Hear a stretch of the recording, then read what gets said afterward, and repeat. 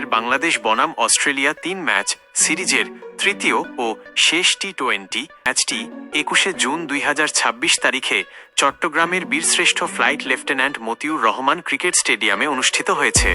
এই ম্যাচে অস্ট্রেলিয়া ৭ উইকেটে জয়লাভ করেছে এবং ৩-০ ব্যবধানে সিরিজটি নিজেদের করে নিয়েছে।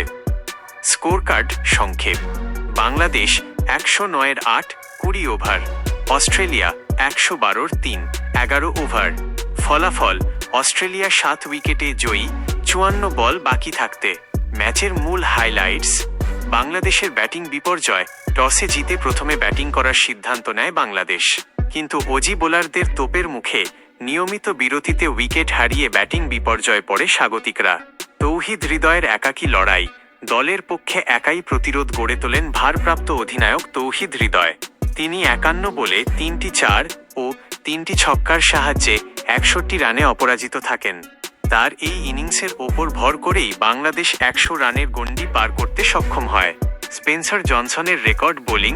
অস্ট্রেলিয়ার বাঁহাতি পেসার স্পেন্সার জনসন মাত্র ৬ রান দিয়ে ২ উইকেট নেন, ৪-০-৬-২। এটি অস্ট্রেলিয়ার পুরুষ টি-20 ক্রিকেট ইতিহাসের সবচেয়ে সাশ্রয়ী মোস্ট ইকোনমিক্যাল ৪ ওভারের স্পেল। এছাড়া নাথান এলিস এবং অ্যাডাম জাম্পাও ২টি করে উইকেট শিকার করেন। মিচেল মার্শের ঝড়ো ৫০ মাত্র ১১০ রানের লক্ষ্য তাড়া করতে নেমে অস্ট্রেলিয়ার অধিনায়ক মিচেল মার্শও দুর্দান্ত ব্যাটিং করেন। তিনি মাত্র ২৮ বলে ৭টি ৪ ও ৪টি ছক্কার সাহায্যে ৬০ রানের একটি বিধ্বংসী ইনিংস খেলেন এবং মাত্র ২৩ বলে নিজের হাফ সেঞ্চুরি পূরণ করেন। সিরিজ জয়।